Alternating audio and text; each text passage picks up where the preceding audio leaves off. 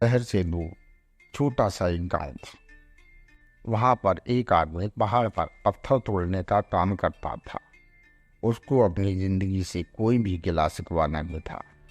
पूरा दिन वो काम करता, मेहनत करता। दिन के आखिर में थोड़ा बहुत पैसा मिलता। वो जाकर अपने परिवार के साथ में थोड़ा समय व्यतीत करता और चैन से सो जाता। एक दिन वह रोज की तरह काम खत्म करके अपने घर पर जा रहा था, तो रास्ते में चलते चलते उसके मन में एक ख्याल आया कि ये भी कोई जिंदगी है। सुबह से शाम तक मैं पत्थर तोड़ने का काम करता हूँ और आखिर में मुझे थोड़े से पैसे मिलते हैं। इसमें बड़ी मुश्किल से मेरे व मेरे घर का गुजारा चलता है।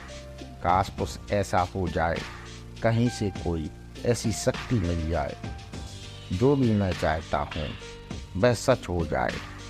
वो अपने घर पर गया, खाना खाया, लेकिन उसका ध्यान खाने में नहीं लगा। वो यही सोचते सोचते सो गया। फिर नींद आने की कुछ देर बाद उसे एक सपना आया। सपने में उसने देखा रोज की तरह वह काम खत्म करने के बाद वह घर लौट रहा था। रास्ते में उसने एक बड़ा सा घर देखा और उसके मन में ये ख्याल आया कि काश ये घर मेरा होता और मैं उसका मालिक होता। उसके ये सोचते ही वह उस घर का मालिक बन गया। उसको यह यकीन ही नहीं हो रहा था कि जो उसने सोचा वह बन चुका था, लेकिन उसकी खुशी ज़्यादा देर नहीं टिक सकी, क्योंकि उसको एकदम से शोर सुनाई दिया। उसने अपने घर के बाहर देखा कि एक बहुत बड़ी रैली निकल रही थी। उसने देखा कि रैली के बीचों बीच एक नेता है। वहाँ पर जितने भी लोग खड़े थे सब उसकी नाम के नारे लगा रहे थे और सब उसके आगे हाथ जोड़ के खड़े हुए थे। सब उसको देखने के लिए तड़प रहे थे। तब उसने महसूस किया कि मैं उसके आगे कितना छोटा हूँ। उसके अंदर से आवाज आई, काश मैं ये नेता होता और मेरे पास इतनी पावर होती। उसके सोचते ही वह नेता बन चुका था। उसकी खुशी का ठिकाना नहीं रहा। उसके आसपास लोगों की भीड़ थी।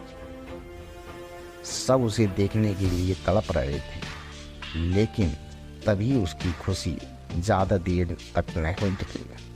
धूप बहुत तेज थी। उस नेता को आदत नहीं थी इतनी गर्मी में रहने की, तो उस धूप की वजह से उसको चक्कर आ गया। वो बेहोश होकर गिर गया। फिर उसको एहसास हुआ कि ये नेता सबसे ताकतवर नहीं है, ये जो सूरज है ये सबसे ताकतवर है।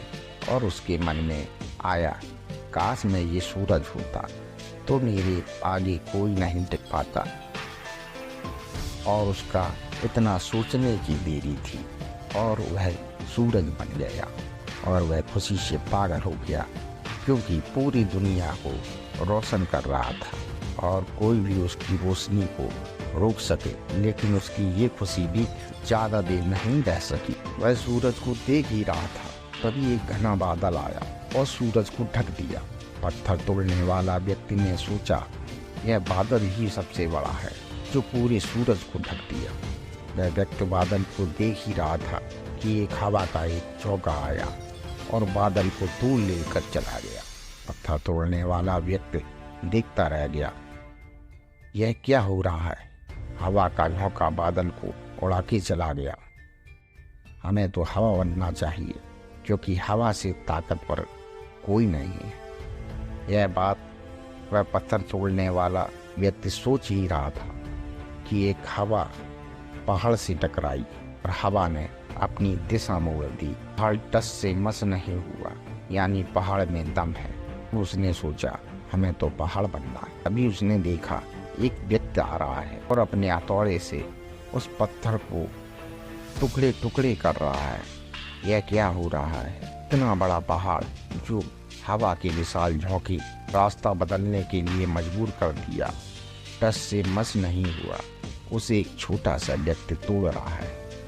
वह व्यक्ति बार बार सोच रहा था, नहीं, यह नहीं हो सकता, यह कभी नहीं हो सकता। मुझे पत्थर तोड़ने वाला नहीं बनना है, किसी भी हाल में मुझे पत्थर तोड़ने वाला नहीं बनना है, क्योंकि वह स्वयं पत्थर तोड़ने वाला व्यक्ति था।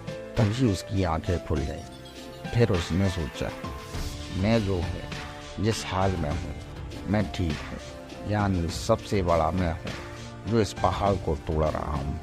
ईश्वर ने आपको सबसे अलग बनाया है। आप दूसरों की नकल करके ईश्वर का अपमान ना करें। इसी कहानी से क्या सीख मिलती है? दोस्तों, हमारे पास जो भी जीवन में उपलब्ध है, हम उसकी इज्जत नहीं करते। हम हमेशा दूसरों को देखते हैं, उसके पास क्या है जो हमारे पास नहीं।